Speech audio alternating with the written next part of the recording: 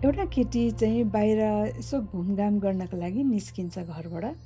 अनि बाहिर राम्रो वातावरण वेदर भएको कारणले गर्दाखेरि उसले आकाशहरूतिर हेर्छ अनि ऊ रमाउँदै उसले चाहिँ राम्रो दृश्यहरू देखेको कारणले गर्दा उसलाई फोटो खिच्न मन लाग्छ।